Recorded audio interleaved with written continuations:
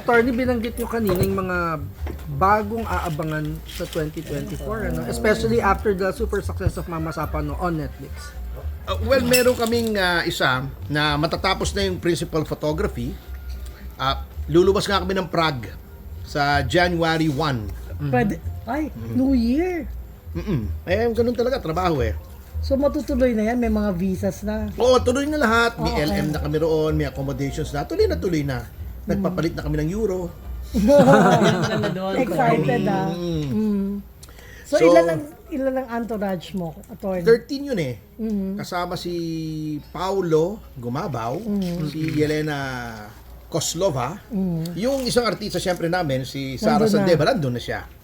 Matagal na nga kami hinihintay doon last year pa eh. Nga lang nagka-problema ng visa with respect to Elena Koslova kasi Russian passport siya eh. How long do you expect to stay? Hanggang 15. Also, parang 15 days. 15 days.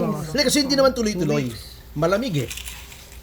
May mga break, may mga buffer, plus iti-treat ko yung mga kasama ko ng side trip sa Vienna bilang reward nila for the success of So, may Mama bakasyon Sapano. din. 4 days lang. 4 days na lang. Yun. So may may play date na ba, attorney? Wala pa kasi pagkatapos ito, Oo post-prod nga, pa eh. Post-prod pa. Pero meron na kami, this early, kahapon nga, kahit holiday, scene by scene kami nung bagong script na gagawin namin by Direk Easy Ferrer, yung One Dinner a Week. And I'm happy to say na Who are the stars there, Direct? si attorney. Edu, umuo na okay si na siya. Edu, okay na siya. Okay na rin si Ritz Azul, parang comeback niya. Wow. So Edu Ritz. Hindi, kasi naman nung ginawa ko tong storyline So, na ano ito. yung ginawa niyong pre-prod? kagabi, kahapon? Scene by scene nung Scene by scene. Kinatay namin yung ito na pala, tama-tama, Ito si Direk Easy, Direk Easy. Kinikwento ko lang kung paano namin kinatay yung script mo eh. Hindi, ganun naman talaga pag scene by scene, di ba? Babawasan mo ng characters, titignan mo na itong scene na to medyo difficult, wala sa budget, streamline natin. So, okay na. Everything is under control. At yung puka, join us. For summer na siguro yun, direct? Pagkatapos ng kwan, dito ka direct. Ng Prague. Ha? Dito ka direct. Ibida ka rito eh. Pinaplug ko na yung One Dinner a Week mo eh. Halika, Scene halika. by scene, nandun ka, Direct? Nandun ka last. Anyway, Nandun ka. if Nandun ka sa scene by scene. may history na kami ng may history na kami ng ni Direk Easy. Remember, yung unang, well, not my first movie, but second movie, pero unang lumabas, yung Ano yun? Deception. Siya rin ang Deception. nag-screenplay. Yan. Naging favorite mo na ba? Oo naman. Kay ni Eric ang paborito ko eh. So, ano na naman, maganda naman yung working relationship na namin ni Direk Easy. And ngayon, tapos na nga. By January 7 ba, Direk? No, I can send it earlier. Ayun. Final draft na. So, konting refinement na lang yun. Ang importante, nandun na yung cast na, yung main Yes. characters. At least yung dalawang leads, okay na. Umuo na. Yung Borracho naman, attorney, like nung last press con, parang binubuo nyo ngayon, anong update? May opisina na kami. Nandito nga si Dennis Arce, our talent development director. At nakita na niya yung opisina sa Quezon City. Ay, naku, napaka-appropriate at napakaganda na 3-story building siya ng nasa dulo ng Banawe. So para habang nandun ka, pwede ka ba magpatint ng auto, pawax, lagyan ng character accessories. Sa Damar? Damar. Attorney, tama ba na more than 2 weeks nag-number 1 ng Mama Sapano? Hindi naman, ilang days ba? 5 days. attorney. 5 days number Sabi mo 1. 18 days. Ano yung Hindi, 18 days siya nasa top 10. Top 10. Kasi pumasok siya number 3. Yeah, you Then said. after December 1, pag-stream, number 3 agad siya. Gulat nga ako eh. Hindi ko in-expect nung papanoorin ko na, pagbungad ko, nandun agad, trending today. Mama Sapano ba? Okay to ha. Doon tinanong ko, number 3 in movies. Oo.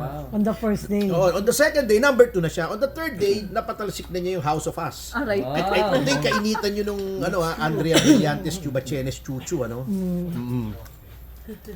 So yun, and then it stayed, It stayed there for 5 days. 5 days, number 1. Number one. Pero 18 days siyang nasa top 10.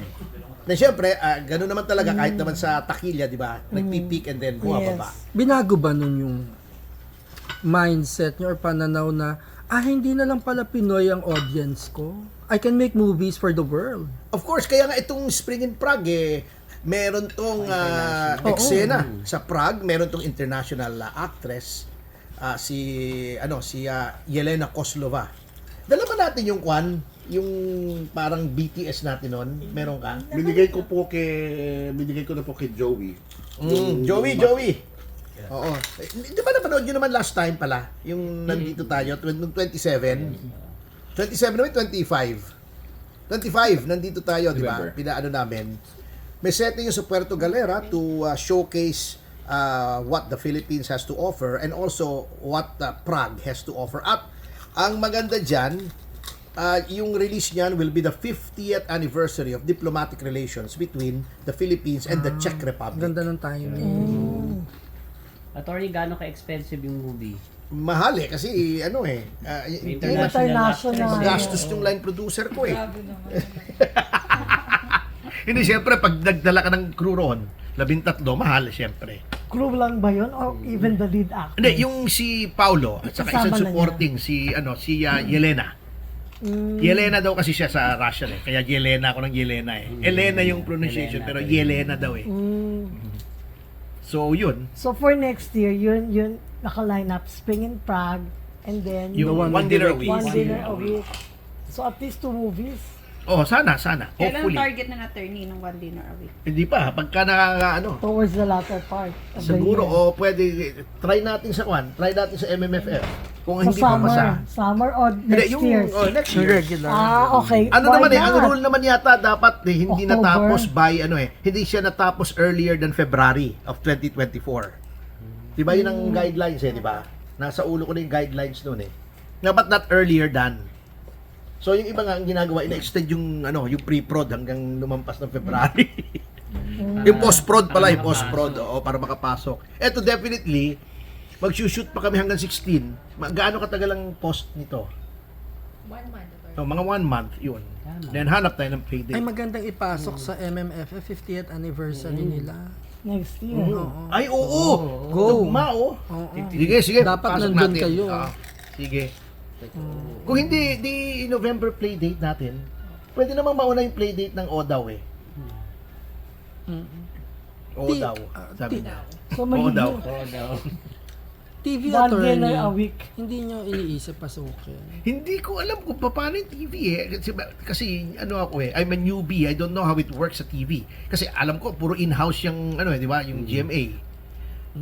Ewan ko kung may nagpa, dyan ha, yung canned. Yung ibig sabihin yung, yung tapos na. Content na. Ewan ko, hindi ko alam eh. Pag-aaralan ni, si Jubes ang mag-aaral niyan lahat. Baka pwedeng Nagba-black time attorney. Di ba black time? Oo, May mga nag-try na gano'n, attorney. Ganun Black ba? time. Okay. Sa TV5 attorney, black Kaya time. pala si yung consultant ko dyan. Pagdating dyan. Napaka-easy. TV5 po black time yung iba. may show. Ganun ba? Pero attorney, may... May offer ako sa kuwan ng bibigyan ng co-prod sa TV23. Kasi bago yun di ba? Kailan nakakuha ng frequency ng ABS-CBN ng 23. Yung DWIZ. So, Aliw TV. Tignan natin kung viable.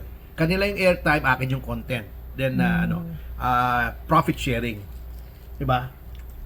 Explore natin. Dahan-dahan lang. Sabi nga ni Mahad Salvador dahan-dahan. Updated si attorney. So, muna, hindi natin kaya. Actually, ang limitasyon ako yung time ko. Kasi ang daming ang dami kong ginagawa I have too many things on my plate. Pero kung nagawa na yung organization, it may run by itself na. At least oversight functions na lang ako. Meron pa ba kayo attorney na political issue or hawig sa sitwasyon ng Mama Sapano na balak nyo ding gawan ng movie? May nag-o-offer sa akin yung Plaza Miranda. Plaza Miranda Bombing, maganda yon. Period na yan. Pero period, medyo magastos din. Pero meron ako Pero maganda yun. Meron Yeah, akong maganda yun. dalawa Maganda yun. pang scripts na Pwede bang sabihin yung Plaza Miranda? Akin na yung rights. Pwede Pwede bang ba gawin yung sabihin? Plaza Miranda? Hindi pa sure Hindi eh. pa sure. Hindi pa pwede Wala sabihin. pang script eh. Inilapit lang sa akin ni Peter Mutuk, one of the yun. former high-ranking members of the Pwede parang CPP-NPA. thinking of ano. Yun, at saka meron pa akong dalawang scripts na nakuha ko na yung rights. Yung Pain, kay Troy Espiritu, ano? At saka merong To the Moon ni Eric Ramos. So may nasa pipeline na. Horror? Thriller? Hindi, ang To the Moon drama eh. Ang Pain political thriller. Parang pain, ano? Yun nga eh, natatawa nga ako eh. Pag sinasabi ko Pain, sabi nila, sir, ano to, pain? Hindi. Sabi ko, bait. Sabi naman, ano to, bait? Bait. Kaya magulo eh. Hindi maintindihan eh. Pain yung pain, bait. Bait. Nag-iisip pa tayo ng, at least, gumagawa tayo para ma-launch naman yung mga talents namin. So wala ka pang casting for this too? Wala pa. Wala pa. Ano Mag-iisip material tayo. pa lang. Material. May scripts na to. Mga material Dalawa pa ng lang. script to. Then meron pa akong isang story, yung, well, ang working title niya, Iskandalo, kanya lang nagamit na yata ng Viva. So, hanap na lang tayo ng iba. Sexy yan, direct? Ay, Hindi naman attorney. natin Light forte. lang. Talent Implied man. lang. Implied lang. In fact, ang hagpit nga ng morality clause namin sa kuwan eh. Sa contract namin, kami lang yata ang may ganitong morality Totoo. clause, oh. Oh, mahigpit. Ngayon ko Kasi kasi attorney. Yung Sorry. artist management contract, ito man naman oh. Ay binalik namin yung morality clause nung panahon ng LVN, mga sampagita. Kasi putintenga tayo eh. Oh, Doc Che! Si Doc Che, yung siya yung gumanap na bato sa Mama Sapano. Congratulations to us. Glad you could make it. Oo. yung Ayan, oh. morality clause. Ayan, ito yung morality clause, oh. Ayan, oh. To avoid all situations which may be deemed immoral and scandalous in nature, etc. Sabi ko, dinefine ko. For purposes of this provision, the term immoral and scandalous pertains to public exhibitions and displays of explicit or implied extramarital sexual relations, partial or total nudity in public social media posts, offensive language, personalities, Grabe. and or improper and Ito yun. unseemly behavior in public, including social So, media, Hindi pwede and ang others of Viva- similar Viva nature Max which tend to put the artist or the manager in disrepute. It shall also include public expressions of argumentative behavior relative to preferences as to political doctrines or personality. Bakit yun naisipa? Hindi, kasi yung ang daming artists ngayon nagpo-post na provocative na na pictures sa kanilang TikTok, di ba? Sa YouTube. Ayaw namin ng ganon. Very wholesome. So hindi mo pa pwedeng ibigay sa Viva Max ang artist mo. Hindi. Tingnan natin. Wala sa kanilang willing eh. Ha? Ito, kung willing siya, so mag-Viva Max. Mga level 5. Hindi kayo naniniwala, attorney, na pag ganun, nakakatulong sa publicity pa din yun. Kahit, basta may ingay. We'll handle publicity in a wholesome manner. Hindi, yung sa movie siguro, may nudity. Sa movie yun eh. Wag lang sa wag In real kasi life. they're playing a character. Walang problema yon. Hindi namin sinabing hindi kami gagawa ng sexy, pero that is a character in a movie. That is not their real self. Sa totoong buhay dapat medyo wholesome tayo. Iba dun sa... Kasi nagiging toxic ng social media. Totoo. Pwede ka na, ang sinasabi ko na, pwede ka namang magka-boyfriend. Huwag mo lang pangalandakan na nandito kami, di ba? Minsan may mga ganon, or Kissing. may kissing. Wag na yung ganon. Kasi we have to consider that yung mga artists ngayon are able to influence behavior. Oo naman. So, wag nating gawing model yung mga ganong behavior. Correct. What they do in private is none of my business. Yung public lang. Kasi yung political preference, pwede mo nang sinasabihin, ako, I'm for this and that person, okay lang. Pero, wag naman kayo makipag-argumento, di ba? Na aawayin nyo porket iba yung preference na kandidato. Wala namang ganoon. Bakit kaya tinanggal yan before, attorney? Alin? Yung clause na yan. Sabi nyo kasi binabalik nyo na lang eh. Hindi ko alam eh. Alam ko yung mga old-fashioned, kasi kaibigan ko si Ernest Maceda eh. Yung anak ni Manay Ichu Maceda. Nakikita ko yung mga kontrata nila, ganyan eh. Yung kontrata ng yung Vera Perez, at saka ano ba yung pagkatapos ng Vera Perez? Sampagita. Hindi Sampagita yung Vera Perez. LVN. LVN. LVN. Yun. Oy, partner!